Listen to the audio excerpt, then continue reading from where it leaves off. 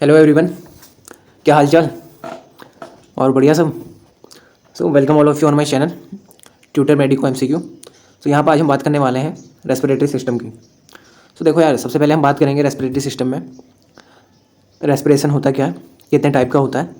Third one, respiratory organs कौन कौन से होते हैं। And fourth one, respiratory diseases. ज़्यादा लंबी स्लाइड नहीं है, सिर्फ 7 पेज की स्लाइड है। स्टार्ट करते हैं आज की वीडियो, क्राफ्ट खत्म करते हैं। रेस्पिरेशन, देखो रेस्पिरेशन का मतलब सिर्फ एक्सहेल एंड इनहेल करना नहीं होता है, ठीक है। एक्सहेल मतलब सांस छोड़ना एंड इनहेल मतलब सांस लेना। बहुत से लोगों को ये लगता है कि रेस्पिरेशन का मतलब होता है कि inhalation and exhalation. It is not a proper definition of respiration. तो रेस्पिरेशन होता क्या है, देखो यहाँ पे क्या लिखा है। It is the process of break down of food. Okay, जो आपका खाना होता है उसको ब्रेक डाउन करने की process and production of energy in our body. Okay, जो आपका खाना होता है, जब आप खाना खाते हो तो उसको ब्रेक डाउन करके एनर्जी प्रोडक्शन तक के जो प्रोसेस होती है उसको क्या कहते हैं, रेस्पिरेशन। नॉर्मली जो हम खाना खाते हैं उसमें बहुत सारे शुगर्स होते हैं, लेकिन वो शुगर सिंपल फॉर्म में नहीं होते, कॉम्प्लेक्स फॉर्म में होते हैं। ओके, देखो जैसे मान लो हमने आलू खाया, उसमें क्या होता है, स्टार्च होता है, ठीक है। स्टार्च, दूध पिया, लैक्टोज। लैक्टोज में क्या होता है, ग्लूकोज प्लस गैलेक्टोज। अल्टीमेटली जब शुगर का ब्रेकडाउन होता है ना हमारे स्टमक में या इंटेस्टाइन में, तो जो वो कॉम्प्लेक्स शुगर होती है वो सिंपल फॉर्म में ब्रेकडाउन होता है उसका, और क्या बनता है, ग्लूकोज। इसका फॉर्मूला क्या है, C6H12O6। ओके, मान लो हमने खाना खाया, उसका ब्रेकडाउन हुआ ग्लूकोज में हमारे इंटेस्टाइन में, उसके बाद वो क्या होगा, एब्जॉर्ब होगा हमारी, कहाँ होगा, इंटेस्टाइन में एब्जॉर्ब होगा। इंटेस्टाइन से कहाँ जाएगा, सेल्स में। ओके, अब सेल्स में क्या होता है कि जो हम सांस लेते हैं उससे ऑक्सीजन जाती है, ठीक है। अब यहाँ पे क्या हुआ कि आपका ग्लूकोज पहुँच गया और ऑक्सीजन पहुँच गई, इसका क्या होता है, ब्रेकडाउन होता है। ओके, एनर्जी प्रोड्यूस करने के लिए थोड़ा साइकिल, एक साइकिल चलती है हमारी सेल में जिसे कहते हैं ग्लाइकोलिसिस। इसे मैं खराब कर रहा हूँ थोड़ा, लेकिन आप देख लेना। ग्लाइकोलिसिस के थ्रू क्या हुआ, ऑक्सीजन आ गई आपकी और ग्लूकोज आ गया आपके खाने से, तो इसका ब्रेकडाउन होगा। इससे क्या बनेगा, CO2। ओके, जो हम रिलीज कर देते हैं सांस छोड़ते टाइम पे। और सेकेंड वन क्या बनेगा, वाटर बनेगा। और थर्ड वन, एनर्जी। अल्टीमेटली जो प्रोडक्शन होता है ना, वो एनर्जी का प्रोडक्शन होता है किसके थ्रू, ग्लाइकोलिसिस के थ्रू हमारी सेल्स में। यानी कि हमने खाना खाया, ब्रेकडाउन हुआ, ग्लूकोज बना और हमने ऑक्सीजन ली, ग्लूकोज ऑक्सीजन के साथ कंबाइंड हुआ और CO2 रिलीज हुई और CO2 एंड H2O रिलीज हुई, प्लस आपकी एनर्जी। ओके, एनर्जी क्या होता है, हमारी बॉडी यूज कर लेती है। और ये जो प्रोसेस होती है पूरी, इसी को क्या कहते हैं, रेस्पिरेशन। देखो कुछ भी नहीं था, खाना खाया, ऑक्सीजन हमने ली, इनहेल करी। ओके, ऑक्सीजन और ग्लूकोज, क्योंकि खाने में अल्टीमेटली ग्लूकोज में टूटेगा, ग्लूकोज जो होगा। अल्टीमेटली ग्लूकोज में ब्रेकडाउन हुआ, ग्लूकोज क्या हुआ, ऑक्सीजन से बाइंड हुआ और इनका ब्रेकडाउन हो गया CO2 plus H2O plus energy में, किसके थ्रू, ग्लाइकोलिसिस के थ्रू। ओके, और एनर्जी आपकी बॉडी ने यूज कर ली। नीचे मैंने एक स्लाइड लगा दी थी गूगल से डाउनलोड करके, ये आप तो देख लो एक बार। Chemical energy and food photosynthesis. यहाँ पे एक टर्म और है, फोटोसिंथेसिस। फोटोसिंथेसिस क्या होता है कि जो प्लांट्स होते हैं वो अपना फूड प्रिपेयर करते हैं फोटोसिंथेसिस के थ्रू। ये वाली जो इक्वेशन होती है, जस्ट जो आपका सेलुलर रेस्पिरेशन जो मैंने बताया था आपको, उसके अपोजिट होती है। ये देखिए आप, यहाँ पे क्या हुआ, 6CO2 एंड H2O रिलीज हुआ, यहाँ पे क्या हुआ, 6CO2 एटमोस्फेयर से प्लांट्स लेंगे। ओके, जो हमने एक्सेल की उसे क्या करते हैं, प्लांट इनहेल कर लेते हैं CO2 को। एनवायरमेंट से प्लांट ने CO2 इनहेल करी, यहाँ पे H2O क्या कहाँ से आएगा, प्लांट्स की जो रूट होती है वहाँ से H2O पहुँचा, और एनर्जी सनलाइट से। एंड सेकेंड में यहाँ पे क्या प्रोड्यूस होगा, ग्लूकोज एंड O2 रिलीज करेंगे, जिस O2 को हम यूज करते हैं। Okay, this is all about photosynthesis.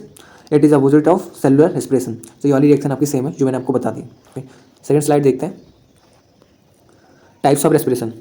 देखो यहाँ पे मैंने टाइप्स ऑफ रेस्पिरेशन में 2 टाइप्स लिखा है, aerobic respiration and anaerobic respiration. Okay, aerobic जैसा कि नाम से ही पता चल रहा है, aerobic it occurs in the presence of oxygen. ये क्या होगा, ऑक्सीजन की प्रेजेंस में takes place. It takes place in presence of oxygen, यानी कि जब आपकी प्रेजेंट होगी ऑक्सीजन, उसी टाइम पे एरोबिक रेस्पिरेशन प्लेस होगा, यानी प्रोसेस होगा। ओके, तो यहाँ पे मैंने एग्जांपल दिया है, एनिमल्स एंड ह्यूमंस। तो एरोबिक रेस्पिरेशन कहाँ पे मिलता है, एनिमल्स एंड ह्यूमंस में। ओके, सेकेंड वन, यहाँ पे पॉइंट क्या दिया गया है, complete breakdown of food occur. जब आपका एरोबिक रेस्पिरेशन होगा, जो आपका एक ग्लूकोज का एक मॉलिक्यूल होगा, उसका कंप्लीटली ब्रेकडाउन होगा। ओके, थर्ड वन क्या है, it takes place in cytoplasm and mitochondria. यहाँ पे क्या होता है कि ये साइटोप्लाज्म एंड माइटोकॉन्ड्रिया दोनों में टेक प्लेस, यानी कि दोनों में होता है। अब साइटोप्लाज्म में कब होगा, जब आपकी ग्लाइकोलिसिस चलेगी। ओके, और एक और साइकिल चलती है ग्लूकोज ब्रेक डाउन करने के लिए, वो होती है सिट्रिक एसिड साइकिल। वो कहाँ पे चलेगी, माइटोकॉन्ड्रिया में। ओके, एरोबिक रेस्पिरेशन मेनली क्या था, ऑक्सीजन की प्रेजेंस में हो रहा है।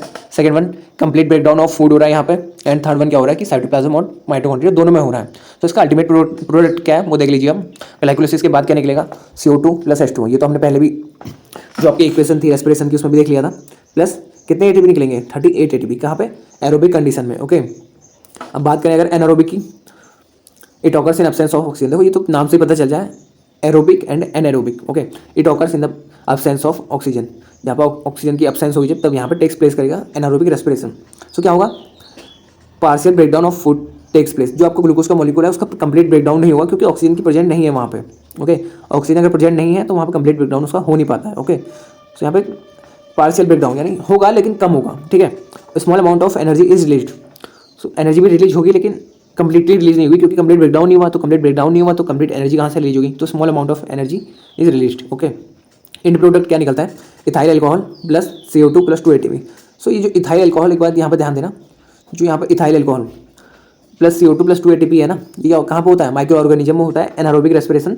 तब यहाँ पे क्या निकलता है, ethyl alcohol plus CO2 plus 2 ATP। Okay, so यहाँ पे मैंने और यहाँ पे गूगल से इमेज डाउनलोड करके लगा रखी है।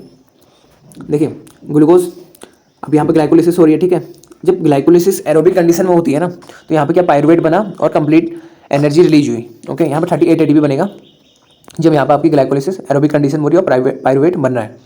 अब वहाँ पर अगर एनारोबिक कंडीशन आती है, ओके, मान लो आप रनिंग कर रहे हो, ठीक है, आपको कंप्लीट ऑक्सीजन गेन नहीं हो पा रही, यानी सांस नहीं ले पाते हम प्रॉपर तरीके से जब हम रनिंग करते हैं। ओके, तो वहाँ पे क्या होता है, हमारी बॉडी में एनारोबिक रेस्पिरेशन होता है, तो वहाँ पे क्या प्रोड्यूस होगा, पायरुवेट से भी लैक्टिक एसिड। ग्लाइकोलिसिस सेम हो गई पायरुवेट तक, लेकिन जब ऑक्सीजन की एब्सेंस हो जाएगी तो वहाँ से पायरुवेट से क्या बनने लग जाएगा, लैक्टिक एसिड। तो लैक्टिक एसिड में क्या हुआ, ये कि आपका NADH से NAD बना देगा, यानी कि जो NADH है ना, जब लैक्टिक एसिड बनता है तो सम अमाउंट ऑफ एनर्जी क्या कर लेता है, कंज्यूम कर लेता है ऑक्सीजन की एब्सेंस में। तो जब ऑक्सीजन की कमी होगी, लैक्टिक एसिड बन गया, तो उसी वजह से आपको क्या होता है, जॉइंट्स में पेन भी होता है। ओके, पेन इन जॉइंट्स, पैरों में दर्द होने लगता है जब हम दौड़ते हैं। ठीक है, तो ये क्या हो गया यहाँ पे, ये हो गया ह्यूमंस में। ओके, ये ह्यूमंस की कंडीशन है एनारोबिक और एरोबिक रेस्पिरेशन की। ओके, लेकिन मैंने क्या बताया था, माइक्रो ऑर्गेनिज्म में क्या होता है कि ethyl alcohol plus CO2 plus ATP, ये माइक्रो ऑर्गेनिज्म में बनेगा। ओके, ये एनारोबिक कंडीशन में ह्यूमंस में बनेगा लैक्टिक एसिड। देखो कुछ भी नहीं था, एनारोबिक रेस्पिरेशन ऑक्सीजन की एब्सेंस में हो रहा था। Second one, partial breakdown of food हो रहा था। ओके, और थर्ड वन क्या था, यहाँ पे small amount of energy release हो रही थी। ठीक है, और जो आपके माइक्रो ऑर्गेनिज्म होते हैं उनमें एनारोबिक कंडीशन में इथाइल अल्कोहल बनता है, और जो आपके एनिमल्स होते हैं या ह्यूमंस होते हैं उनमें एनारोबिक कंडीशन में लैक्टिक एसिड बनता है, जो जॉइंट्स में एक्यूमुलेट हो जाता है और पेन प्रोड्यूस करता है। ओके, सिंपल सा था। नेक्स्ट स्लाइड देखते हैं हम, organs of human respiratory system. यहाँ पे हमारे जो रेस्पिरेटरी सिस्टम होता है उसमें कौन कौन से ऑर्गन इन्वॉल्व होते हैं वो देख लेते हैं। फर्स्ट वन आपका नोज, ओके, जहाँ से हम इनहेल करते हैं। ठीक है, सेकेंड वन फेरिक्स, फेरिक्स यानी यहाँ पे नोज और हमारी माउथ की ओपनिंग होती है। तो यहाँ पे देख पा रहे हैं हम, ये यहाँ पे नाक की, जो हमारी नाक होती है उसकी ओपनिंग होती है, और जो हमारा माउथ होता है उसकी ओपनिंग होती है, मतलब common site for opening of mouth and nose. Okay, third one है लैरिक्स, लैरिक्स को क्या जाता है, वॉइस बॉक्स, तो यहाँ से वॉइस बॉक्स कहा जाता है, तो यहीं से रेस्पिरेटरी सिस्टम जो हमारा पास होता है। ओके, फोर्थ वन पर आता है यहाँ पर ट्रैकिया। सो यहाँ पे जो ट्रैकिया है ये आपका कहाँ पर प्रेजेंट रहेगा, लैरिक्स के below, below the larynx and above the lungs. Okay, larynx आ गया, फिफ्थ ट्रैकिया आ गया, सॉरी लैरिक्स के बाद ट्रैकिया आ गया हमारा, और फिफ्थ वन पे क्या आ गया, ब्रोंकाई। तो ब्रोंकाई क्या होती है कि जो आपके लंग्स में जब विंड पाइप हमारे जाते हैं तो ये 2 पार्ट्स में डिवाइड हो जाता है, जिन्हें क्या कहते हैं, bronchi. Left and right bronchi होंगे यहाँ पे। सो यहाँ पे हम डिवाइड कर लेते हैं लेफ्ट एंड राइट। ठीक है, अब ब्रोंकाई, अब ब्रोंक्यूल्स, नेक्स्ट वन क्या हमारा, ब्रोंक्यूल्स। सो ये जो ब्रोंकाई होता है ना, जब स्मॉलर ब्रांचेस दिख रहे होंगे आपको यहाँ पे, छोटे छोटे, तो जब ये स्मॉलर पार्ट में डिवाइड हो जाते हैं ब्रोंकाई, तो उन्हीं को क्या कहते हैं, ब्रोंक्यूल्स। यहाँ पे देख पा रहे हैं आप, ये दिखाया गया यहाँ पे। ठीक है, अब फिफ्थ वन पे क्या आता है, लंग्स। सो अल्टीमेटली गैसेस का एक्सचेंज कहाँ पे होता है, लंग्स में होता है, और ब्रोंक्यूल्स क्या करते हैं, कैरी करते हैं ऑक्सीजन को। Okay, fifth one, seventh one पर क्या आ गया, लंग्स आ गया, और एट्थ वन पर हमारा क्या गया, डायफ्राम। तो डायफ्राम कुछ नहीं है, ये जो लंग्स होते हैं आपको बेस प्रोवाइड कराता है आपकी लंग्स को। Okay, diaphragm is nothing but it provide a base to the lungs. तो यहाँ क्या आ गया, डायफ्राम। तो जब आप इनहेल करते हैं ना, मान लीजिए आपने इनहेल किया, ठीक है, सांस ली, तो ये डायफ्राम क्या होगा, एकदम कॉन्ट्रैक्ट हो जाएगा, यानी आपका जो डायफ्राम होगा, जब आपने सांस ली तो आपका जो लंग्स होगा उनमें एयर फिल हो जाएगी, और जो डायफ्राम होगा आपका ऊपर की तरफ को आएगा। ओके, तो जब आप एक्सहेल करेंगे तो डायफ्राम क्या होगा, रिलीज हो जाएगा एंड एक्सपेंड हो जाएगा।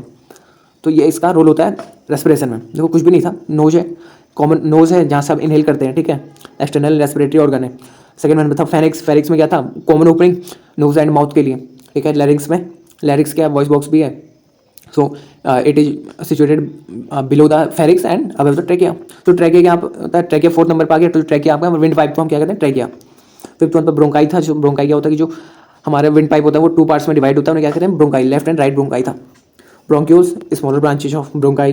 Fifth one, seventh one lungs, lungs में क्या था, गैसेज एक्सचेंज हो रहा था अल्टीमेटली, सो लंग्स इसलिए रिस्पॉन्सिबल है रेस्पिरेटरी सिस्टम में। और 8th वन है डायफ्राम। डायफ्राम क्या कर रहा था, बेस प्रोवाइड करा रहा था, ठीक है। ये था all about human respiratory organs. Next one slide देख लेते हैं हम। अब यहाँ पे क्या है, मैंने कुछ पॉइंट्स रखे हैं जो आपको याद रखने हैं, ठीक है। इनमें से यूजुअली क्वेश्चन बनते हैं। सो पहला यहाँ पे क्या है, कवरिंग ऑफ लंग्स। जो आपका लंग्स होते हैं उनकी कवरिंग होती है, ओके। सो 2 टाइप की कवरिंग होती है, parietal pleura and visceral pleura, okay. जो पैराइटल प्लूरा होगी वो आपकी एक्सटर्नल कवरिंग होगी, जो बाहर की साइड से लंग्स को प्रोटेक्ट करेगी। और विसरल का मतलब क्या होता है, स्किन। तो जो विसरल प्लूरा होगी वो इनर कवरिंग होगी, जो कि लंग्स से कनेक्ट होगी। पैराइटल एंड विसरल, यहाँ पे देख पा रहे हैं आप, ये देखिए, ये पैराइटल प्लूरा और ये आपकी विसरल प्लूरा, ओके। सो यहाँ पे नेक्स्ट पॉइंट क्या है, trachea is the sound box of human. Sorry, यहाँ पे ट्रैकिया लिख दिया मैंने, लेकिन यहाँ पे लैरिक्स होगा, ओके। यहाँ थोड़ा गलत हो गया है, लैरिक्स लिखिएगा। यहाँ पे larynx is the sound box of humans. तो जो लैरिक्स होता है वहीं से हम बोल पाते हैं, ठीक है।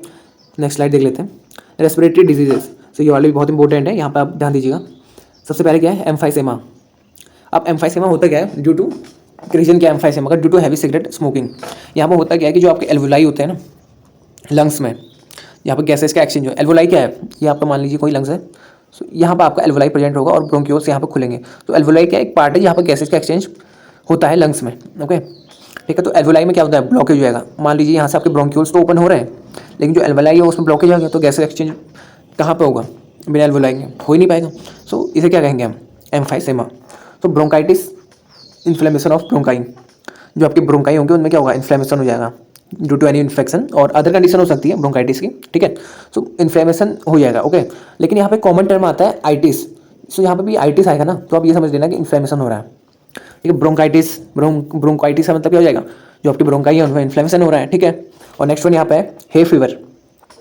तो हे फीवर में यूजुअली होता क्या है, allergy response due to pollen grains. जो आपके परागकण होते हैं ना, जो आपने देखा होगा कि बहुत से लोग बगीचे में जा रहे हैं या फूल सूंघ रहे हैं, उन्हें छींकें आने लगेंगी, ओके, या फीवर हो जाता है। वो क्या होता है, एक एलर्जिक रिस्पॉन्स है बॉडी का अगेंस्ट किसके, पोलन ग्रांस के। पोलन ग्रांस जो प्लांट्स होते हैं उनके परागकणों को कहते हैं, ओके।